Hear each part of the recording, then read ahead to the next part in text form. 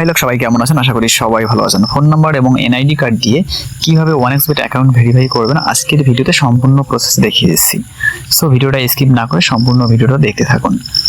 Video শুরুর আগে ছোট্ট একটা রিকোয়েস্ট, যারা এখন এই চ্যানেলটিকে সাবস্ক্রাইব করেনি তারা নিচে সাবস্ক্রাইব বাটনে ক্লিক করে চ্যানেলটিকে সাবস্ক্রাইব করে রাখবেন প্রতিদিন নতুন নতুন ভিডিও পাওয়ার জন্য। যদি কারো প্রশ্ন থাকে তাহলে কমেন্ট বক্সে লিখে পাঠিয়ে দেবেন, আমি নেক্সট সময় সেই প্রশ্নের বিষয়ে ভিডিও তৈরি করার চেষ্টা করব। So let's start. NID card এবং ফোন নাম্বার দিয়ে 1xBet অ্যাকাউন্ট ভেরিফাই করার জন্য প্রথমে যে কাজটা করতে হবে, আপনারা আপনাদের 1xBet অ্যাকাউন্টটা লগ ইন করে নেবেন। লগ ইন করে নেওয়ার পর এখানে দেখতে পারবেন মেনু বার বলে একটা অপশন আছে, এই মেনু বার অপশনে ক্লিক করে দেবেন। মেনু বার অপশনে ক্লিক করে দেওয়ার পর এখানে দেখতে পারবেন দুইটা অপশন আছে। এখানে দেখতে পাচ্ছেন আমার প্রোফাইল যে ম্যান আইকন চিহ্নটা আছে, আর অন্যদিকে ডান পাশে সেটিংস বলে একটা চিহ্ন আছে। আপনারা এই দুইটা অপশনে যে কোনো একটা অপশনে ক্লিক করে দেবেন। আমি এখানে সেটিংসের উপরে ক্লিক করে দেব। সেটিংসের উপরে ক্লিক করে দেওয়ার পর আপনাদের সামনে আবারও এখানে ম্যান আইকন প্রোফাইল যে চিহ্নটা আছে এই চিহ্নটা চলে আসবে। আপনারা আবারও এই চিহ্নটার উপরে ক্লিক করে দেবেন। ক্লিক করে দেওয়ার পর এখানে দেখতে পারবেন এরকম একটা ইন্টারফেস চলে আসবে। আমরা এখানে কিভাবে ফোন নাম্বার ভেরিফাই করতে হবে সেই প্রসেসটা দেখব। তো সেটা দেখার জন্য এখানে দেখতে পারবেন নিচে আসলে ফোন নাম্বার, এখানে দেখতে পাচ্ছেন চেঞ্জ লেখা আছে।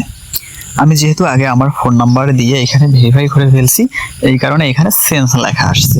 বাট আপনারা যারা এখনো ফোন নাম্বার ভেরিফাই করেনি তাদের কিন্তু এখানে অ্যাড লেখা থাকবে, আপনারা অ্যাড অপশনে ক্লিক করে দেবেন। অ্যাড অপশনে ক্লিক করলে আপনাদের সামনে সেম এরকম একটা পেজ চলে আসবে। তো এরকম একটা পেজ চলে আসলে আপনারা এখানে আপনাদের ফোন নাম্বারটা দিয়ে দেবেন। ফোন নাম্বারটা দেওয়ার পর এখানে দেখতে পারবেন সেন্ড কোড বলে একটা অপশন আছে নিচে, সেন্ড কোড অপশনে ক্লিক করে দেবেন।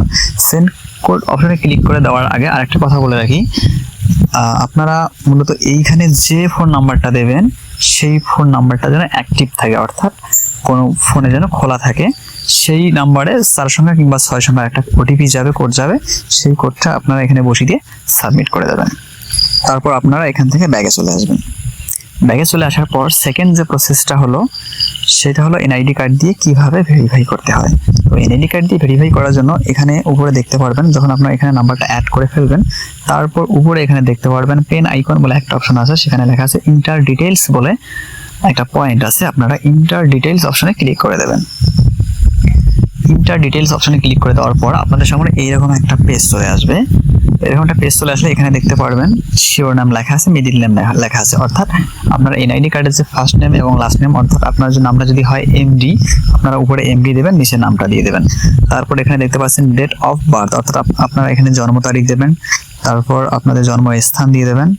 তারপর রিজিয়ন, অর্থাৎ যে ধর্মের সেই ধর্মটা এখানে দিবেন। তারপর সিটি ঢাকা দিয়ে দেবেন। তারপর এগুলো মূলত এই অপশনগুলো মূলত এনআইডি কার্ডে থাকে। তারপর এখানে দেখতে পারবেন ডকুমেন্ট নাম্বার, অর্থাৎ এনআইডি কার্ডে যে 14 সংখ্যার কিংবা 15 সংখ্যার একটা নাম্বার থাকে সেই নাম্বারটা এখানে বসিয়ে দেবেন। তারপর এখানে আছে ডেট অফ ইস্যু, অর্থাৎ এনআইডি কার্ড ইস্যু ডেটটা এখানে বসিয়ে দিতে হবে। আর নিচে লেখা আছে ইস্যু বাই, অর্থাৎ এখানে গভর্নমেন্ট।